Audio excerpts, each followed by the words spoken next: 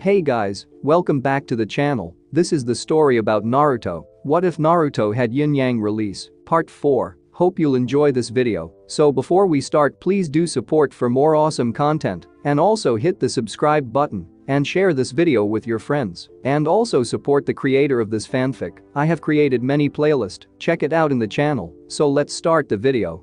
Izumi looked at herself in the hallway mirror, making sure her headband was straight. Today was the first mission she would receive that took her out of the village, and she wanted to impress the clients. 6 months ago, Itachi had finally revealed the big secret. The young girl still couldn't believe that her family would try and overthrow the current regime. She too believed the Uchiha were unfairly treated in the village, but it was no excuse to rebel. After she had talked with Itachi, the Hokage himself sent for her. He made her swear loyalty to the village and then explained he would promote her to genin. He wanted her to help keep a closer eye on the Uchiha, and being a ninja would help her do that. She had been looking forward to at least one more year with her friends at the academy, but duty called. Naruto was still angry about it. During the meeting with Lord Hokage, Izumi tried to convince him to let her confront Naruto about his true skill, but the old man was adamant about keeping her little brother as much in the dark as possible. She understood his reasoning, and she too wanted Naruto safe. He deserved to be a kid just as much as anyone else.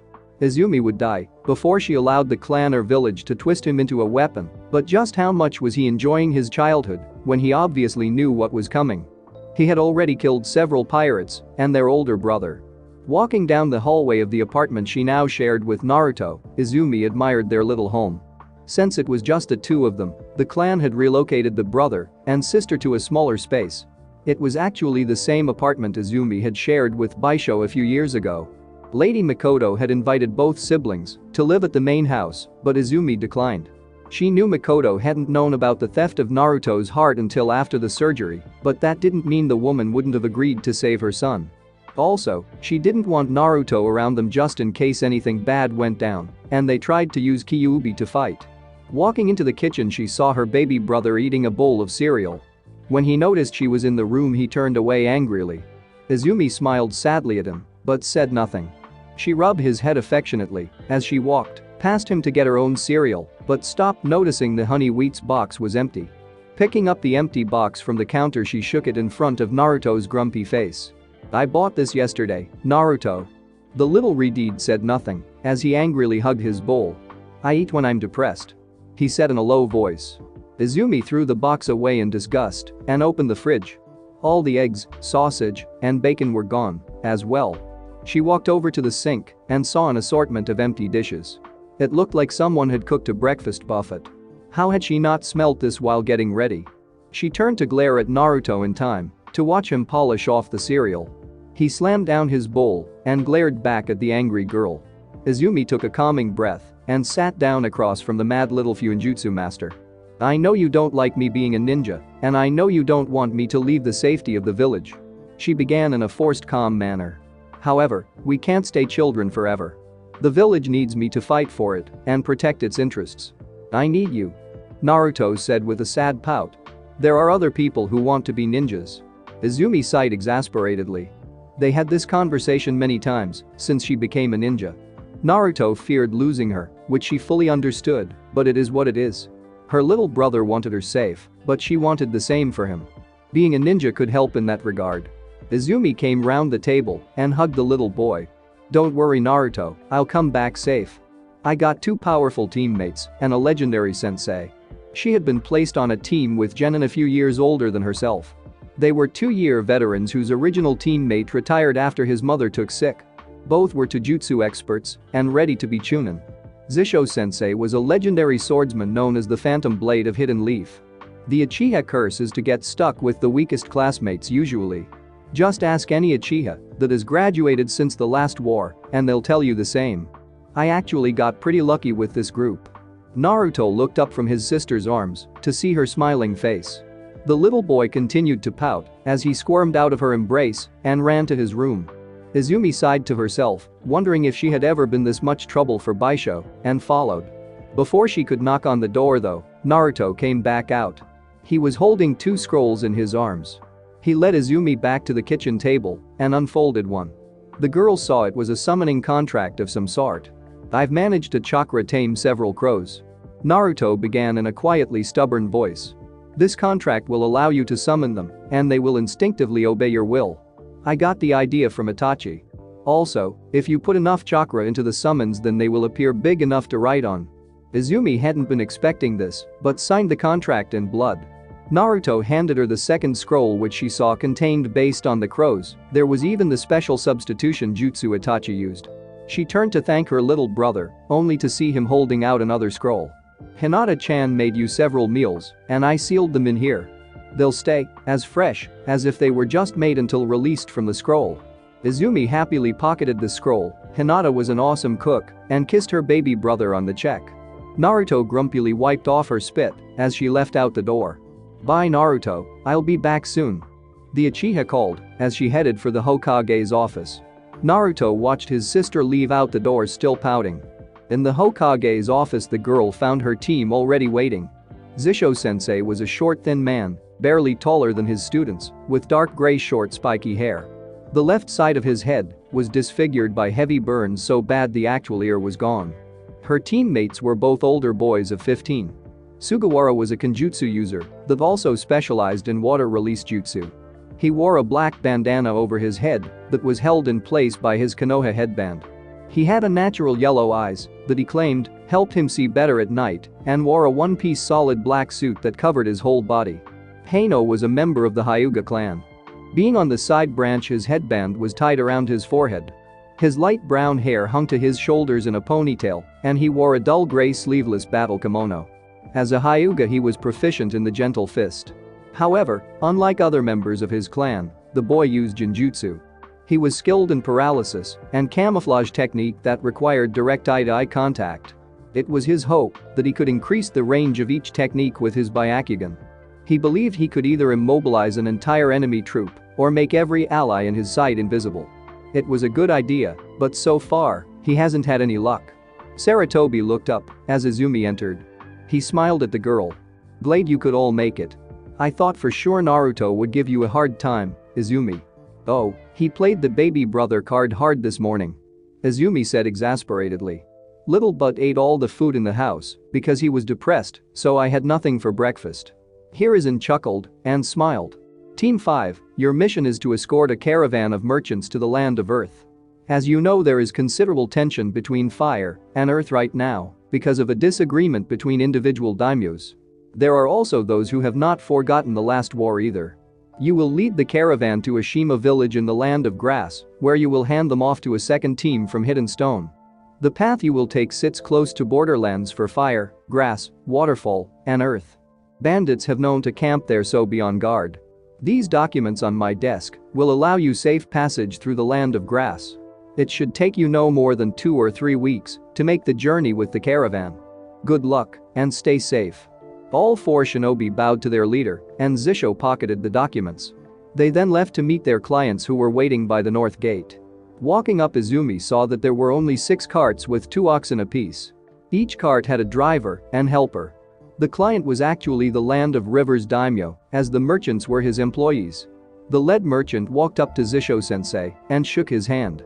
Name Sugai, I'm the boss of this caravan. He said gruffly. Sugai was a heavy-set man of 6 feet. He was bald, but had a long beard and a ponytail going down to his waist. He wore nice clothes with a fancy overcoat. He looked the team over and stopped on Izumi. Does she even know which end of a kunai is the dangerous end? He asked somewhat scornfully. Izumi wondered if the man was questioning her abilities because she was young or because she was a girl. Sugawara looked angry but refrained from comment, and Heino gave away nothing behind his traditional Hyuga emotionless mask. Don't worry, sir. Zisho said kindly. Izumi is one of the more skilled genin of her generation. That was why she graduated from the Konoha Academy a year early. Sugai just grunted in response and returned to his men to get them organized. They would be leaving immediately. Later that day on the road, Izumi looked around happily at her surroundings. Baisho had taken her outside the village a few times, but never this far.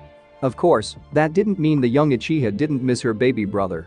She had summoned one of Naruto's crows earlier to keep her company, and it had caused a small stir. Her sensei and teammates didn't know she had a summons, and the merchants had never seen one. Looking at the crow, they had been stunned by its appearance. The feathers were unnaturally sleek. Its claws and beak looked deadly sharp, but its eyes were the most shocking. They appeared to be white and sightless even though the bird appeared to judge its surroundings. When Zisho-sensei took the bird from her to examine it, the crow flapped its wings to break his hold. It then landed on Izumi's shoulder and gave the man a scornful look, or well, what appeared to be the bird equivalent of a scornful look. Her sensei looked down at his bleeding hand and said, "Those feathers are lethal blades." Izumi has begun to apologize when her sensei cut her off. "It's my fault, Izumi. You said the birds were only chakra tamed and your brother made a summoning contract for them. Usually a chakra tamed animal is no different than its wild cousin, but Naruto seems to have found a way to improve them." She explained to her sensei all she knew about the crows. She even showed the crow summons based on ninjutsu Naruto invented for her. He was really surprised to hear that with enough chakra she could summon one large enough to fly on. Boss summons, like the toads, have this ability. Zisho said, thinking out loud. In their native home they are large, but when summoned they can be bigger than most buildings. How could Naruto duplicate the effect? Was it his Uzumaki chakra or something else? The man had walked off in thought, and his students followed. They took up a basic formation when they traveled further from the village. At the back, Izumi on the left, Sugawara on the right, and Heino in the front. All day long they marched at an incredible slow pace. Well, it was slow for the ninja anyway. Finally, they had come to rest in a small clearing just off the road. As Team 5 sat around their own fire, Izumi pulled out her meal scroll and unsealed a plate of sushi. Everyone gave her confused looks as she began eating. Noticing everyone staring, she asked, "What?" Her two teammates looked at the rabbits and pheasants cooking over the fire, then back at Izumi's plate of sushi. Zisho was also looking at the burnt meat as well. "Boys, I would suggest you either learn ninjutsu or get a girlfriend that can use it, because unless you have a little brother that happens to be an expert in the subject, you're eating pheasant." Heino looked at Izumi and asked, "I'm guessing Naruto sealed the meals in the scroll?" At Izumi's nod he continued, "Perchance did Lady Hinata make the meals?" "Of course, she did. My little brother can be a real charmer when he wants to be," Izumi said, smiling. Truth was Hinata saw her as a big sister and was also angry that she had become a shinobi early. That didn't stop either of them from loving her though. "You wouldn't happen to have any of Lady Hinata's red dumpling soup, would you?" the older Hyuga asked suspiciously. Izumi looked through her scroll and saw she had several bowls. "Yep, got a lot actually." A very subtle pressure filled the clearing as Izumi looked up startled at Heino. "May I have a bowl please?" Izumi unsealed a bowl and handed it over quickly. The Hyuga began eating without another word. Sugawara looked between his two teammates, then back at the cooking fire, then back to Izumi. "Do you have any fish soup?" Izumi smiled and handed him a bowl of Hinata's famous carp stew. Zisho sighed, defeated, and pulled all the sticks up that were holding their dinner. He carried them over to the merchants and handed them to Sugai. He explained they had cooked too much and returned to his students. Looking at Izumi he asked, "Carp stew and Lady Hinata's dumpling soup please." Anything that can get Heino to show emotion just has to be good. After their meal the team discussed nighttime patrol. Izumi drew the first shift and Zisho would relieve her. Everyone went to bed as Izumi took to the trees. In the thicket the young Kunoichi unsealed her sword. It was a gift from Naruto for her last birthday that she kept contained in her right wrist. Like Hinata's necklace, her little brother used seal forging to create it.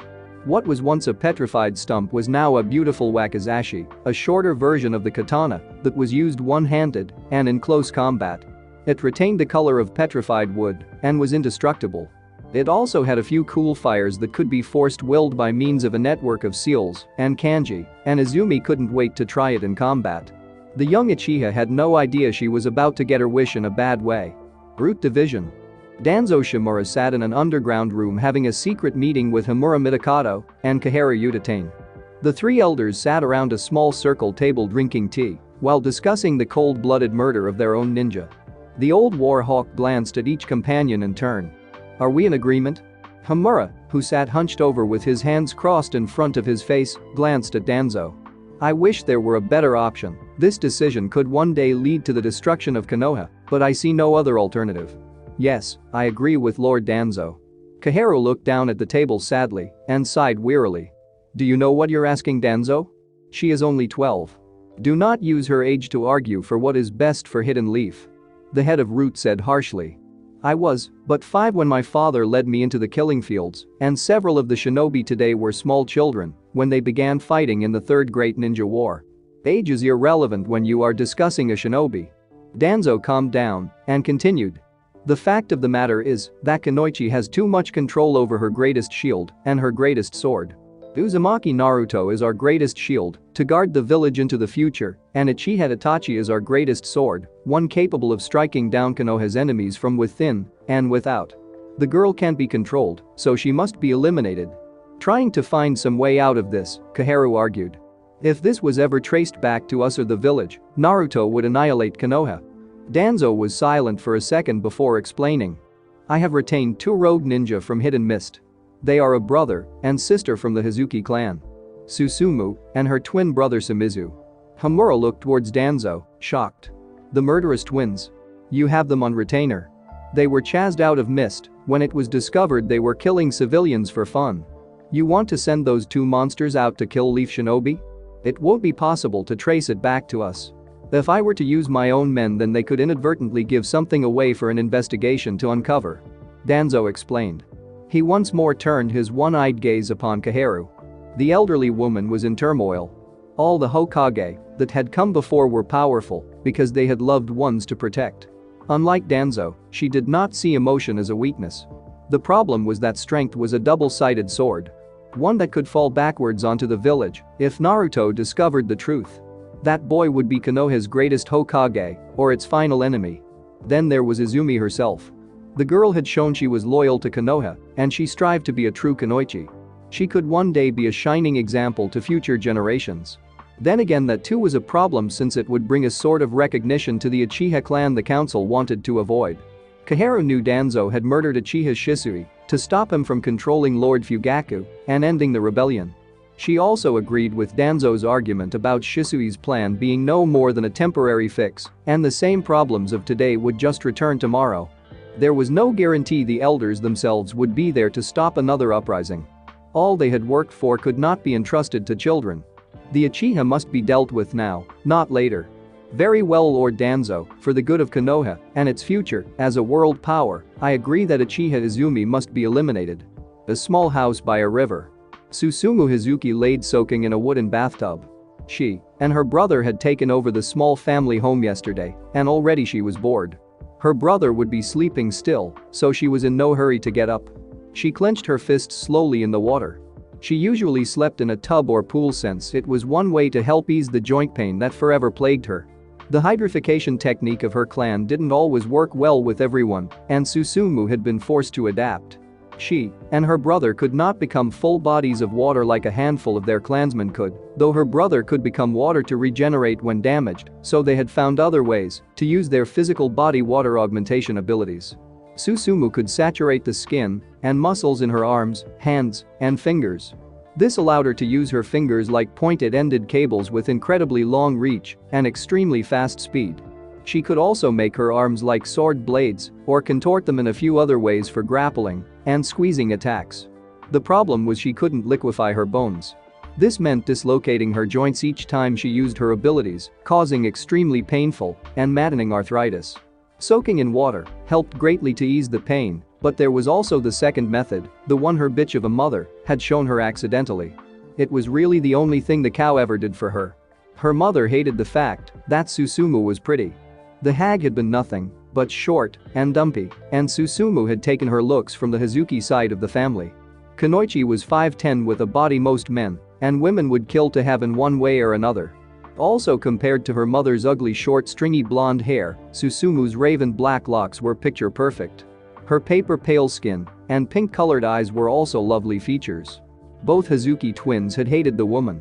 The clan believed they had issues with the hydrification jutsu because their mother was a weak civilian, their dad knocked up by accident, and both children agreed with their relatives.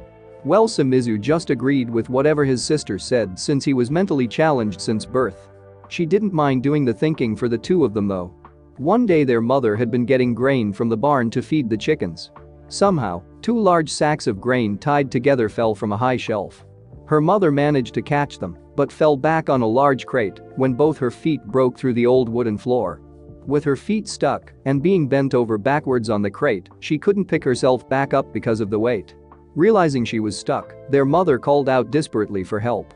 Both siblings had run into the barn to see her struggling to keep the rope that held the grain sacks together from choking her. She was using her arms in a pull-up fashion to hold the rope of her neck, while gravity pulled the heavy bags downward on each side of her face. The bitter old lady couldn't pull the rope up high enough to get it over her chin because of the awkward position. As the siblings ran to help their mother, she screamed for them to move their worthless asses. Her remark had caused Susumu to pause and think about all the cruel things the woman had done to her and Shimizu over the years. She grabbed her brother's shoulder and stopped him. Her brother had sucked his fat stubby fingers in confusion as to why they weren't doing anything. When the dumpy woman realized they wouldn't help her, she began to cry and plead. Finally, having had enough, Shimizu had walked over and held his hand over the screaming woman's mouth so he wouldn't have to hear her pleas for help anymore. Both siblings watched as their mother eventually lost her fight with gravity. As they left the barn, Susumu realized that the show had been so distracting that her joint pain didn't register at all the entire time. That still held true today. Kunoichi stood up from the tub while avoiding the body hanging at her feet. Last night, when she retired to the tub to sleep, Susumu had hung the farmer's oldest child by his ankles over the water. She had watched him struggle to keep his head above water for a good while before exhaustion finally won. He had drowned with his mouth just an inch below the surface. Oh well, at least you had a nice view before dying. The cruel woman thought, giggling as she heard tapping. She looked out the window to see a messenger owl. I wonder what that old mummy wants now. Stepping over to the window, she let the bird in. Opening the message, she saw a small storage scroll. One puff of smoke later, and she was reading 4 files on 3 potential targets and 1 target that had to be eliminated. Attempt to refrain from killing the sensei and 2 male genin, as if. Susumu thought, amused as she got dressed. Her outfit was a solid black one-piece top that covered her from fingertips to waist and a skirt that hung down to her right thigh and left ankle. The top had special pockets to retain water to keep her hydrated.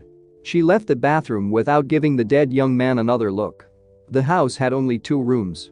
The bathroom Susumu slept in opened into a large room that served as the living room and kitchen. Laundry had been done outside, and so had most of the cooking. In the corner hung the farmer's wife. Yesterday, after breaking in, Susumu had made the woman fix her dinner after tying her husband and 2 children to the kitchen chairs. After she served her chicken and fried rice, the sobbing woman was then led to the corner. Susumu had eaten the bland dinner watching the woman stand straight up with a rope pulled taut around her neck. Her husband and children had tried begging through the gauges in their mouths as the hours passed and the woman's legs gave out. Walking up to the farmer's corpse still tied to the kitchen chair, the rogue ninja grabbed the bowl of water sitting on the table and downed it. She looked down at the dead man and gave a chuckle at the cruel games her brother played. Shimizu had a rare ability, an affliction courtesy of their pedigree. He couldn't eat anything solid.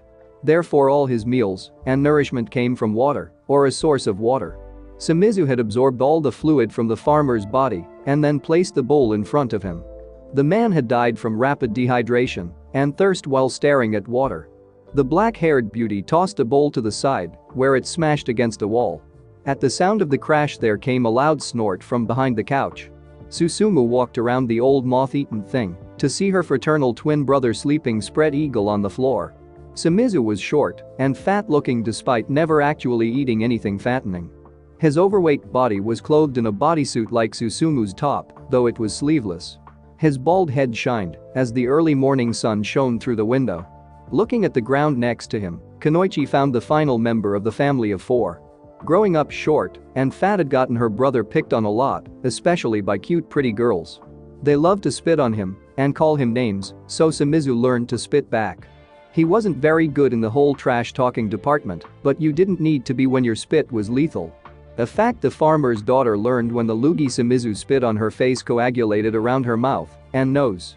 It was something Shimizu had invented by experimenting with his Hazuki water style release. Most of all the Hazuki water techniques were instinctive, and the twins were no exception. It made a simpleton like Shimizu a skilled master of water release without trying. The loogie mask jutsu didn't just suffocate the victim. After forming over the mouth and nose, it slowly reduced the amount of air it allowed the victim to breathe with each breath they took until finally completely stopping all airflow.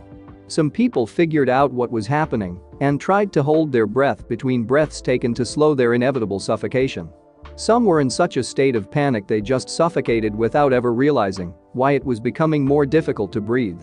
Judging by the mess she made, the farmer's daughter hadn't figured it out and panicked. Susumu nudged her great lump of a brother in his side to wake him. The overly large ninja sat up like a spring. He looked at his sister excitedly when he became aware enough to realize it was her who woke him. He jumped up and hugged her tightly. "Morning, sis," he said in his loud childish manner. "Morning, morning." "Yes, it's morning," Susumu said, annoyed. He always said the same thing when she woke him up, even if it wasn't morning. She watched as her younger brother picked up the young woman's corpse and presented like a doll. His arms stretched out forward and smiling. Look, Susumu. Look," he said, pointing at her dead face. "Pretty blue, I made pretty blue." "Yes, you did, Shimizu, yes you did," Kunoichi said, smiling at her happy brother. He was such a cut child even at 25, that's why she could never stay mad at him. "Now come on, big guy, we have a mission from the mummy," she said to her brother, taking his hand. He tossed the girl away like a broken toy. "Can I make another pretty blue, Susumu? Can I please?" The big bald guy said while jumping up and down excitedly. Laughing at his antics, the older sister said, "Of course, you can, Shimizu. You can make a pretty blue Uchiha." Izumi walked down the dirt road board. It had been just over 2 weeks and they had finally made it to grass. It would have taken less time if the merchants didn't want to stop everywhere to peddle their goods. Of course, she couldn't really blame them since this annual journey was their main source of income. She had learned, while talking with Sugai, the lead merchant, that the Land of Rivers daimyo paid him to hire the other merchants and to travel to other countries selling various goods from their homeland. The merchants received a commission on what they made in sale profits on the daimyo's supply stock and kept all the money they made on their own stock. The free cart and oxen their daimyo supplied was just an added incentive. Sugai had explained that this wasn't very profitable for the Rivers daimyo. The real reason he did it was because he advertised his country's various goods to the world. The real money came from tourism and mail-order catalogs. Apparently, the daimyo owned a thriving shipping company. The lead merchant had gone on to explain that getting approval for expenses was a major headache. Daimyo was a cheap man who didn't like spending money if he didn't have to. Sugai stroked his long beard and gave Izumi a sideways look before commenting. "I had wanted to pay for a B-ranked mission, but the boss wouldn't approve the funding, so we had to settle for a C-ranked instead." The young Kunoichi had stopped talking to the man after that. Unfortunately, looking at her teammates and sensei, she couldn't help agreeing with Sugai a little. Compared to her two 15-year-old male counterparts, she looked like nothing more than a cute kid. If the look of the guard were a deterrent to thievery, then Izumi wasn't scarring anyone, regardless of the fact she could easily hold her own against Heino or Sugawara. Once again, as they continued down the road, Izumi overheard a merchant saying "just a little kid" in a derogatory manner and gave out a frustrated sigh. They were talking about her effectiveness should a fight break out. The merchants would always do this when they thought Izumi was out of hearing range.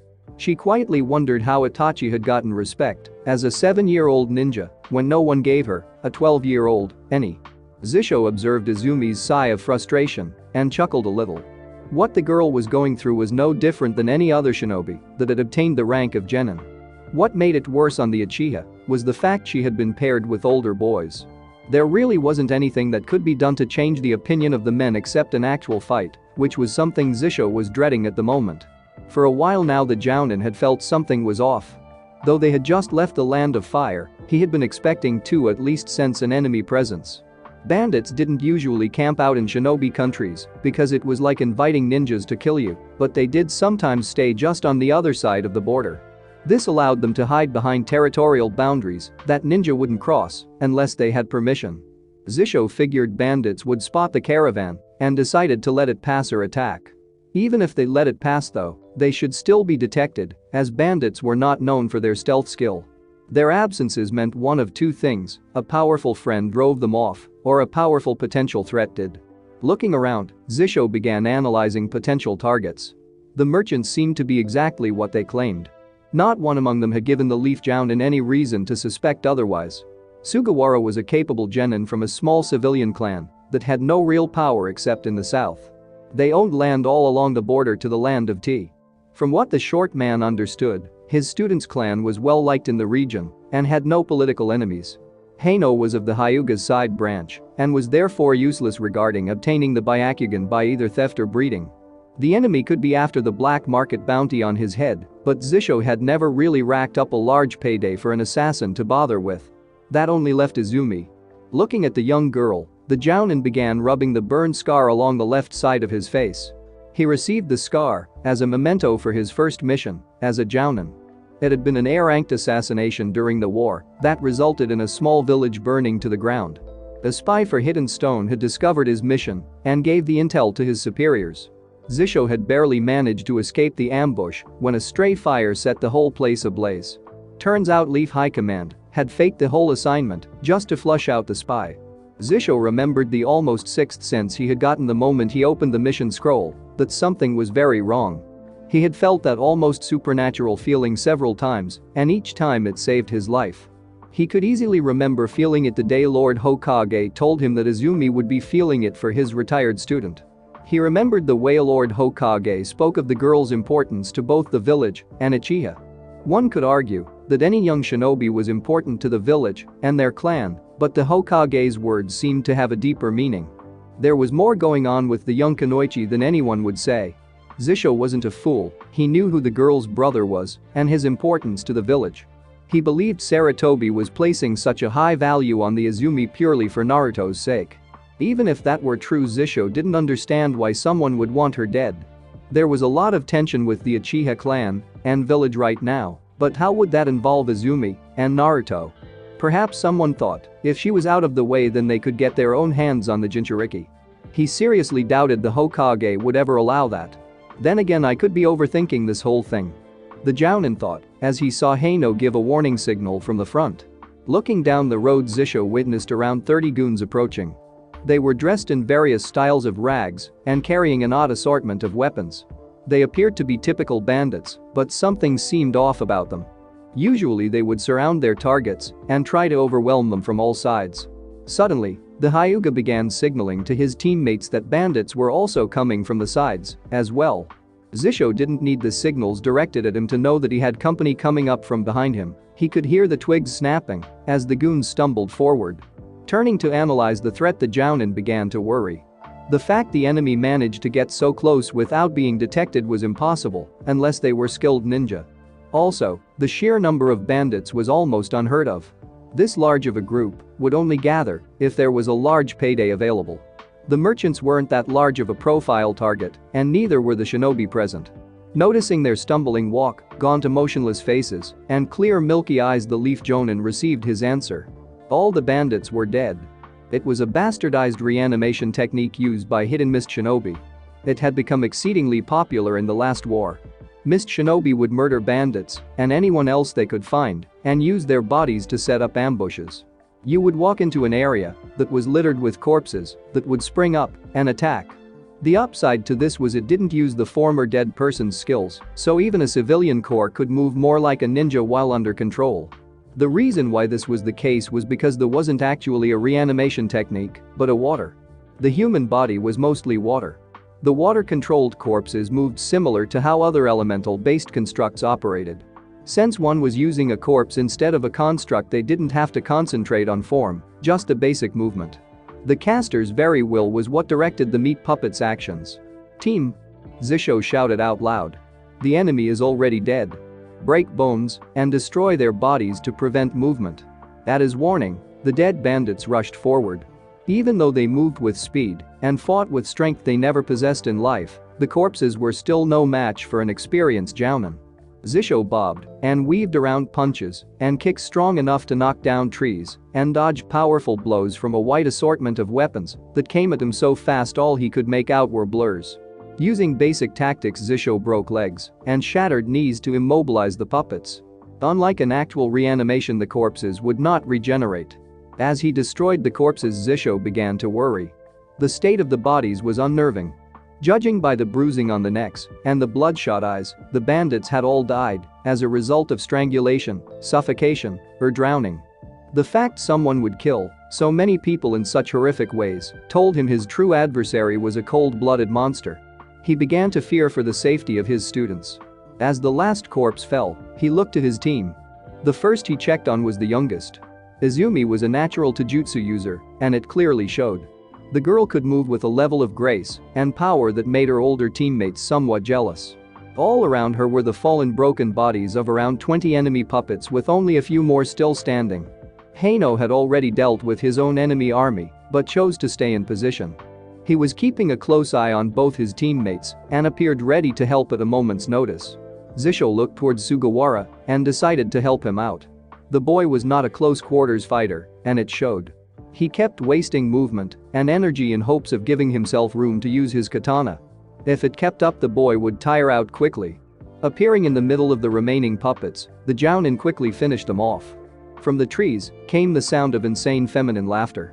Zisho began looking around in hopes of pinpointing the enemy, but couldn't make out a clear direction thanks to the echo. The merchants began to grow nervous and panic. The Jounin looked at the men and shouted, "Quickly, group your carts as close together as possible, and we will protect you." "What the hell is happening?" Sugai exclaimed in fear. During the first attack, the overweight man had dived under his cart and gotten his expensive clothes muddy. Now he was looking around with wide, terrified eyes. A wet spot had appeared on the front of his paints, suggesting the man had lost control of his bladder. "Just do as I say, and you'll make it through this," Zisho hollered. "We are being engaged by the enemy shinobi." Suddenly the laughter stopped, and a woman's voice spoke from out of nowhere. "Shinobi? You think everyone that can use it is a shinobi?" Looking down at all the dead puppets, Zisho became disgusted. "You used a large number of corpse puppets you made to test the skill of myself and my squad. I recognized this and set it up as an old mist shinobi tactic. You are good at concealing your presence. So, if you're not a shinobi, then what are you?" Feminine laughter came from the trees again, and the hidden assailant said while giggling. "Long ago they called me a shinobi. They said I was a ninja of mist.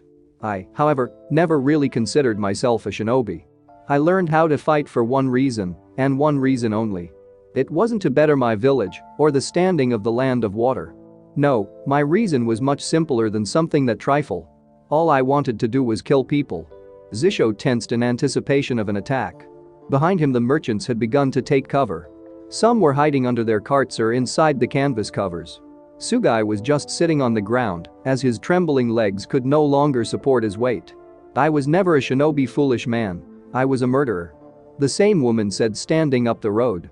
The Leaf Jounin turned to study his opponent, and his blood ran cold. Her long black hair, paper white skin, pale pink eyes, and light pink lips were easily recognizable from the bingo book. Standing in front of his team, wearing a long black skirt that showed her right leg up to the thigh and a top that covered her entire torso to her fingertips, was Hazuki Susumu. Feeling an ominous presence behind him, Zisho turned to look back the way they had come to see a short, fat, bald man with a happy grin on his face. He was wearing a one-piece sleeveless black bodysuit, like Sugawara's, though he had sleeves and combat boots.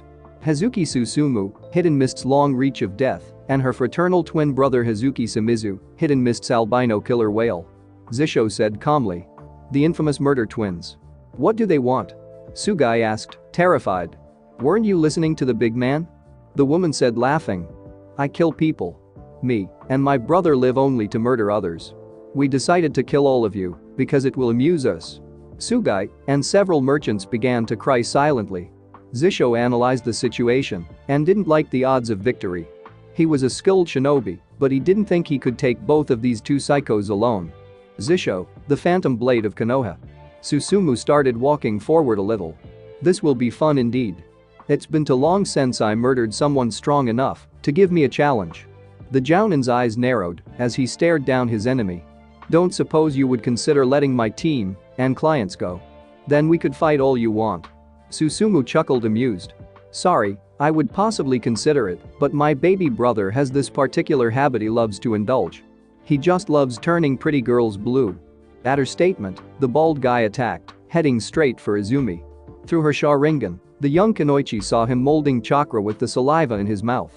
The overweight ninja spit a loogie at point-blank range directly at Izumi's face. The girl barely managed to dodge the attack. Turning to see the glob of chakra and spit stick fast to the wagon behind her, Izumi understood the true meaning of Susumu's dark statement. Scared, she turned to look into the insane man's wicked grinning face. She quickly ducked a wild haymaker from Simizu's right fist and rolled under the swing to spring up behind him. As she stood, Izumi pulled a kunai from her holster and tried to stab the large man in the base of his skull.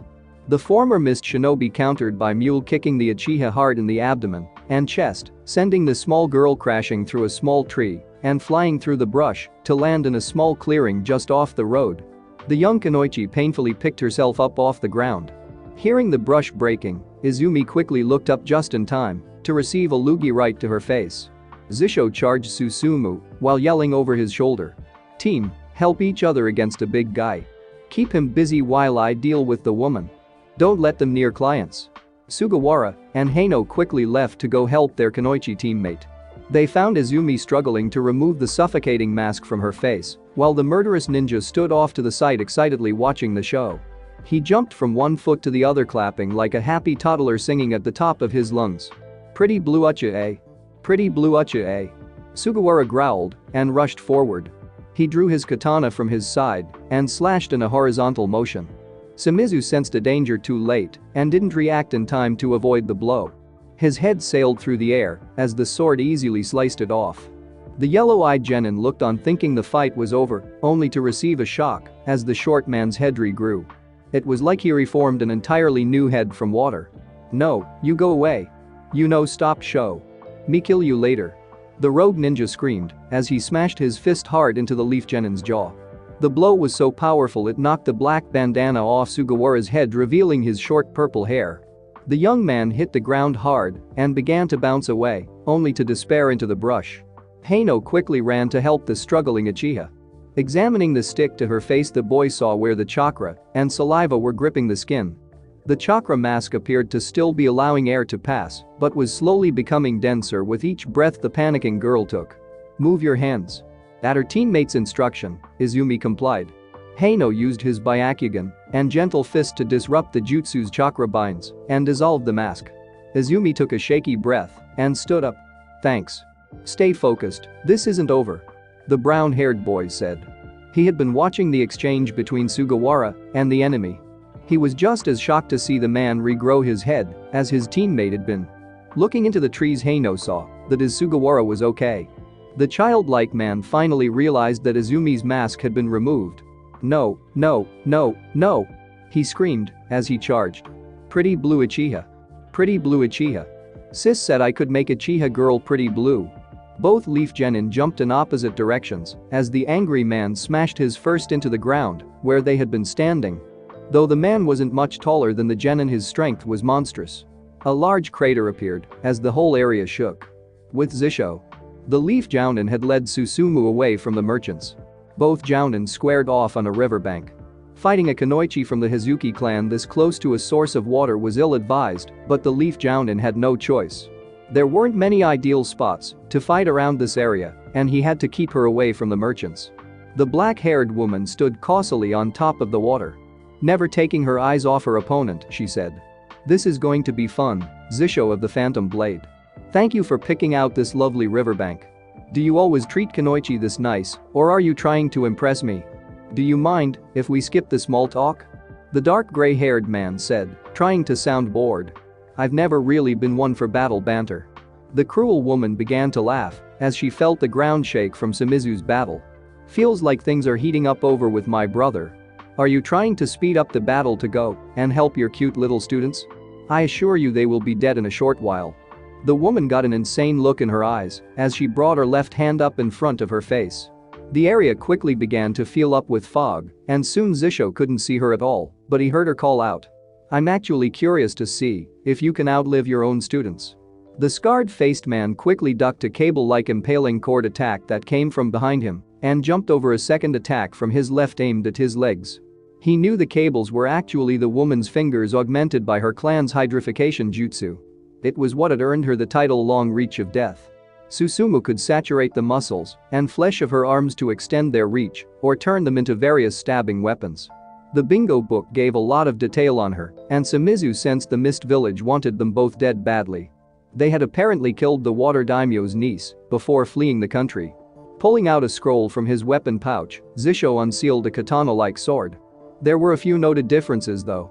The handle was the same length as the jounin's height, and the blade was the same length as the handle, making the sword roughly 11 feet from tip to end. From the mist came Susumu's laughter once again. "So, you're bringing out Chikori already? I'm honored you consider me such a threat." Zisho gave no reply as he began to twirl the long handle in an intricate pattern of loops. He stood straight up and never moved his feet. From all around him came 10 cable-like constructs that attacked at multiple odd angles. Without breaking his stride, the leaf jounin easily parried all the attacks. My, aren't we impressive?" Susumu laughed, trying to get a rise out of the man.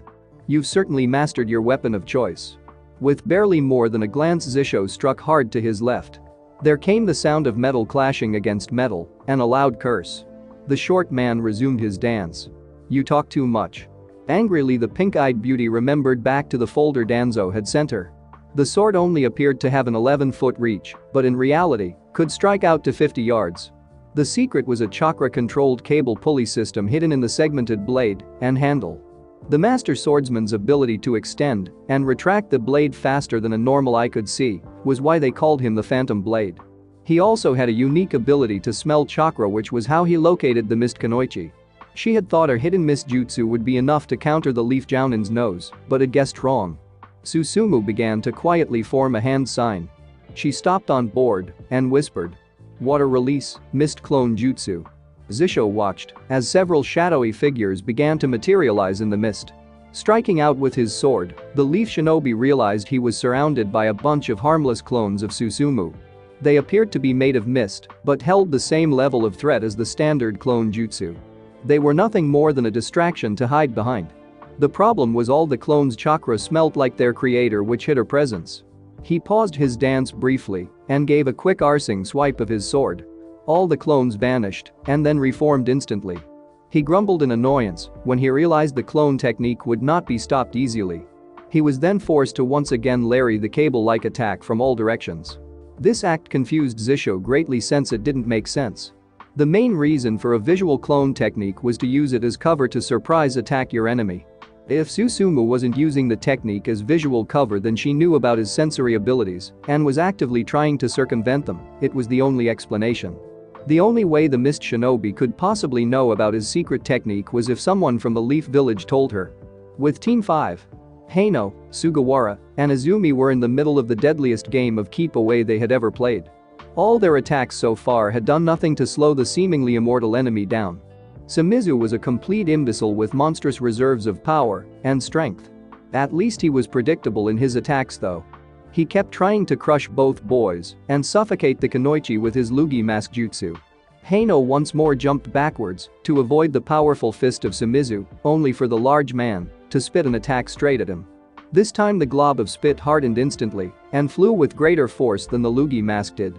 The Hyuga dodged in time to avoid the piercing attack and managed to dodge the follow-up 3 that came after. The Mist Shinobi growled in frustration at missing the brown-haired boy with his surprise attack, spit bullets. Sugawara landed next to Heino. "This is getting us nowhere. We can't keep dodging his attacks forever. If we don't find some way to stop him, then we're dead."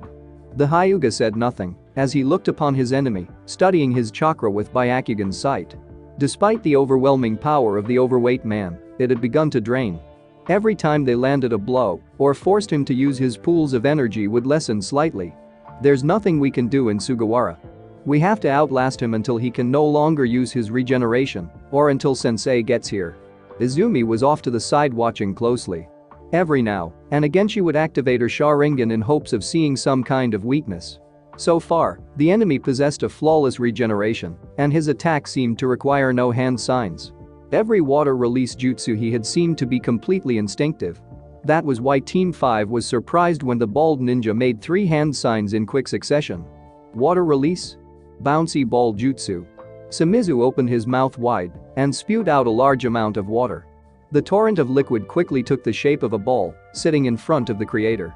The childlike man then clapped his hands happily and kicked the ball with all his might straight at both Izumi's teammates. Too late, Izumi saw the truth of the attack. Both boys easily dodged the fast-moving ball of water, only for the construct to hit the trees behind them and bounce back. Sugawara tried to strike the sphere with his sword, only to be sucked inside the water. Shimizu pointed and laughed at the drowning genin. "No more air for you. No more air for you. Ha ha ha." Izumi and Heino watched as their teammate desperately struck at the jutsu's walls with his katana. He was trying to break the chakra-reinforced water tension along the outside of but was having no luck. The walls of the sphere contorted to his blade and held, keeping the young boy trapped inside. Heino rushed forward in hopes of freeing his trapped comrade. Studying the walls closely, he saw that chakra was circling the sphere to maintain the shape. He attempted to disrupt the chakra movement to break them, but his attacks had no effect. The sphere held tight as Sugawara's struggle became more desperate. Izumi unsealed her wakizashi. She channeled her chakra into the seals along the handle and centered her stance. The Uchiha controlled her breathing as she focused on her chakra reserves. Her pools of energy weren't that large and she had to use them sparingly. She gave a hard horizontal slash from left to right and unleashed a ring of burning flame. Fire release, Inferno Disc. Izumi watched her travel across the battlefield and strike the murderous bastard straight in his chest. The explosion was deafening as the man was blown in half with his legs thrown backwards. The kunoichi quickly ran to her teammates in hopes of helping as their enemy began to regenerate. Shimizu stood watching the genin in anger after reforming his body. His top was gone, leaving him in nothing but his pants. His big sis had told him the children would be fun to play with and the Uchiha would turn blue soon after the game began. Susumu had said nothing about the painful fire that he hated so much. The ruse mist shinobi charged both Uchiha and Hyuga in anger. He flailed his arms wildly and screamed. "No, you do not have fire. You are too weak for fire." Sis said so, Mummy told her so. "You are too weak for fire." Both Izumi and Heino prepared to engage. Each genin noticed a large man's cheeks bulge out as he gathered water chakra in his mouth again. Too late they realized what the enraged ninja was planning. Heino jumped in front of Izumi just as Shimizu's jaw exploded, unleashing dozens of spit bullets in all directions. The force of the explosion knocked Izumi back a little as Heino stood against it. He managed to ward off most of the spit bullets using a basic chakra shield, but several still managed to hit non-critical areas. The mist shinobi then brought his hand forward in a large clapping motion to crush the stunned Hyuga's head. The brown-haired boy simply ducked the attack, not realizing the true danger of Shimizu's plan. Izumi watched with her Sharingan as water chakra rippled down Shimizu's arms. The chakra ripple began at the shoulder blades and traveled to his fingertips just as the palms of his hands met directly over Heino. The clap let off a percussion force so great it hammered the Hyuga straight into the hard ground and cratered the battlefield. Several of the unfortunate boy's bones were shattered under the force. The Uchiha herself was thrown back to the clearing's edge, her back slamming hard into an unyielding tree. She looked up to see how much damage was done and received another loogie mask to the face. With Zisho, the squad leader of Team 5, was struggling to win the fight quickly. Off in the distance the sounds of intense combat could be heard, and he didn't know how much longer his students could last against Hazuki Shimizu.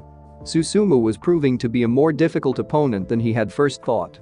It was becoming apparent as Zisho the woman was given sensitive intel on him and his fighting style. It was a little-known fact that Zisho's sword defense dance was weak on the left side, particularly the area just to the side of the left shoulder. The weak area would change from user to user depending on body type and whether the left or right hand were dominant. The only time Susumu had come close to attacking him was when a brief opening had appeared for her to capitalize on. She had turned her right arm into a blade-like weapon and struck using the mist clones as cover. Zisho had barely turned what could have been a killing blow into nothing more than a glancing hit. Still hurt like hell though. "Getting tired, Zisho, or just scared for your team?" Mist Kunoichi asked in a mocking sweet voice. The dark gray-haired man said nothing as he wanted to center himself again. Taking a calming breath, he began to use a different pattern in his twirling. Glancing left, he struck out again to an area that seemed to have a stronger chakra smell than the others. Once again, the sounds of metal hitting metal rang out from the mist. "Lucky guess, little man," Susumu snarled. "I got careless, but it won't happen again." The mist shinobi studied the leaf jounin closely. The file Danzo had sent her said nothing about a second sword dance. Was Zisho simply trying to change the area of weakness in his defenses, or was there more going on? Deciding she had toyed with the man long enough, Susumu brought out one of her stronger water release, mist dragon jutsu. Zisho heard the woman's voice sound out from the mist, unleashing her. He watched as the clones faded away to be replaced, but 4 large dragon-shaped bodies of mist. Each dragon's eyes glowed an eerie yellow, and their mouths showed rows of sharp-looking teeth. Their claws also looked more solid than what must be allowed. From directly above him came a 5th dragon he had failed to see forming. It forced him to dodge as it crashed into the ground. Zisho noted the cracks in the ground, along with the deep gouges from the claws, confirming his suspicions that this was for attack purposes, not another distraction. The Jounin never stopped his twirling sword even for a second as he dodged another dragon coming behind him. Susumu watched frustrated as the Leaf Jounin continued to dodge her attacks. If she didn't score a crippling blow soon, then the fight would be over. She and her brother would be forced to retreat until they had recovered. If that happened, killing Izumi would be much more problematic. Of course, the girl could already be dead. Then they could just run away and disappear for a while. The Rouge Mist Kunoichi knew that this time to save face Danzo would be forced to eliminate her and Shimizu. Also, he wouldn't want the twins talking about anything they knew to the wrong people. Being on paid retainer had been fun while it lasted. The pale-skinned woman watched excitedly as Zisho stumbled over a root. The man jumped straight up in the air awkwardly to avoid the jaws of a mist dragon, only to meet the jaws of a follow-up dragon that came from his right. The terrified Jounin looked down at the stump that used to be his right arm and knew the fight was over. Susumu's pink eyes took on an insane glee as she used her left hand's fingers to cable grab the Jounin's body. She then pulled herself in and stabbed the man through his lower spine with her right blade-like arm. He would outlive his students just long enough to know they were dead. With Team 5, Sugawara watched helplessly from the sphere of water as Izumi reached up to try and pull off the suffocating mask. In the crater just created by the bald man's clap, his second teammate laid helpless. The katana welding genin had stopped struggling to escape his prison since he was trying to conserve his oxygen. Their only hope now was if Sensei arrived in time. Then, to the young man's surprise, the Izumi by the clearing's edge dissolved into a flock of crows. The angry blackbirds then began to attack the mist shinobi, who was not happy about the development. The bouncy ball jutsu that held Sugawara prisoner broke apart, freeing him. Relieved, the purple-haired boy turned to see the Uchiha Kunoichi standing behind him holding her wakizashi, the blade glowing red-hot. The look in Izumi's eyes was intense. Her breathing was shallow and controlled.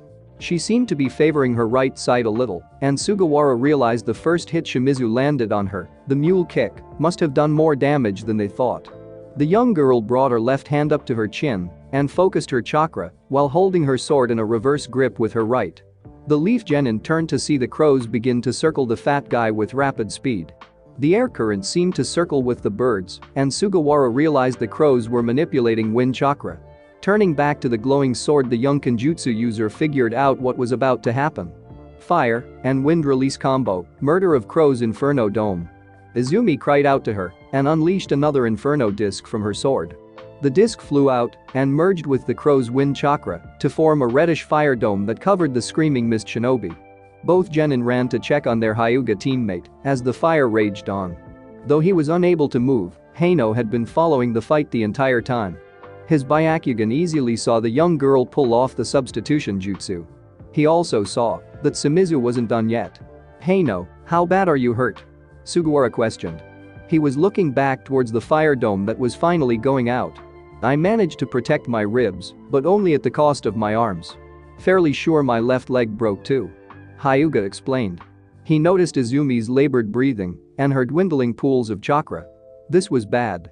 She was the only one of all 3 genin that had attacks that worked on the enemy. "Izumi, can you use that combo jutsu again?" he questioned desperately.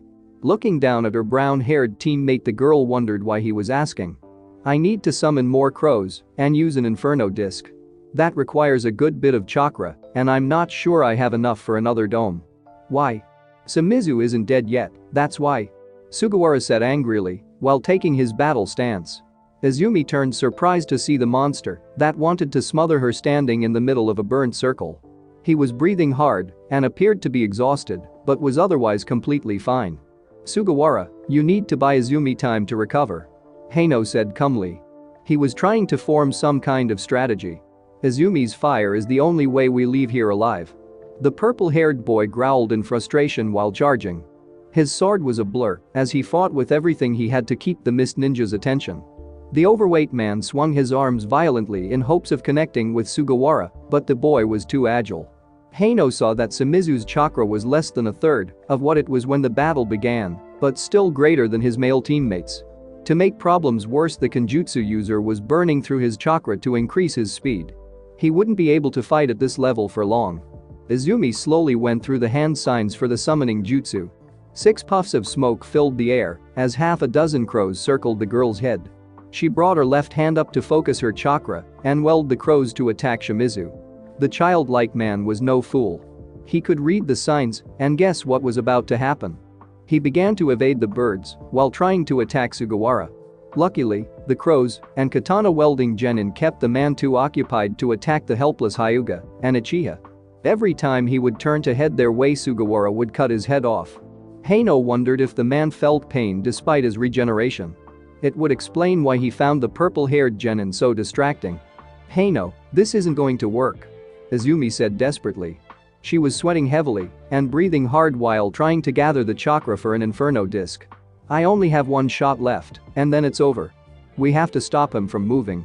Painfully, the Hyuga sat up on his butt. His broken arms dangled useless beside him with his legs stretched out in front. Looking up, he focused chakra to his eyes but didn't activate his dojutsu. Hano then screamed out at the top of his lungs. "Hey, fat ass!" Sugawara jumped back in surprise at Hano's voice. Never in a million years did he thank his normally reserved teammate for stooping to calling someone hurtful names. The rogue shinobi turned angrily at the sound of the name that all the mean girls back home used to call him. The girls he turned blue with his Lugi mask jutsu to shut up. His angry eyes locked gazes with the Hyuga genin's eyes, and his body froze up. Hano had caught him with his paralysis genjutsu. Izumi didn't need anyone telling her what to do. With a mental command to the flock of crows, they began to circle Shimizu. They channeled as much wind chakra to their wings as possible, and the young Kunoichi desperately hurled her last Inferno Disc Jutsu. Fire and wind release combo, Murder of Crows Inferno Dome. Team 5 watched with held breath as the fire consumed their enemy. The roar of the flames was only topped by the screams of Shimizu. Finally, the screams stopped as the flames died down. All that remained of the albino killer whale was a dried-out pale white husk. All his chakra and regeneration were completely used up. Hazuki Shimizu was dead. Uchiha Izumi sighed in relief as she passed out from chakra exhaustion. With Zisho, Susumu felt something was wrong. The dying man stuck on her arm didn't seem to respond the way most people did after being impaled. This wasn't the first time she stabbed someone in the lower spine. The mist Kunoichi coughed up blood and looked down in surprise. She couldn't make sense of why the tip of Chikori was sticking out of her chest. Turning her head to look over her left shoulder, the woman saw Zisho standing behind her holding his legendary sword. Weakly, Susumu turned to look back at the body in front of her and saw that she had impaled a tree. The fingers of her left hand were wrapped around the limbs and trunk. "When did you cast the genjutsu?" she asked while vomiting more blood. "I don't know who told you so much about my abilities, but you should know a true shinobi never reveals all their secrets," the master swordsman explained calmly. "You may have known about my sword defense dance, however, only the Hokage and Haddock Kakashi know about my sword illusion dance." Susumu laughed weakly as she realized what the man was saying. "You used the second dance to cast the genjutsu. You actually found a way to substitute body movement in place of hand signs." Zisho twisted the blade of Chikori until the edge was facing up in the woman's torso. He sharply brought his right hand down while gripping the base of the handle and smashed his left hand up from underneath. This act brought the blade violently up through Susumu's head. He wasn't going to chance her, possibly having a slight regeneration factor similar to her brother's. He looked down at the mangled corpse and said dispassionately, "It took me years to work out how it could be done. It was time well spent." He then turned and hightailed for his team. The sounds of fighting had stopped and he was praying they were okay. Thanks for watching my video. Leave a like if you enjoyed my video and also do consider subscribing to my channel for more awesome content. If you want the next part of this story, let me know in the comment box. See you next time. Till then, sayonara.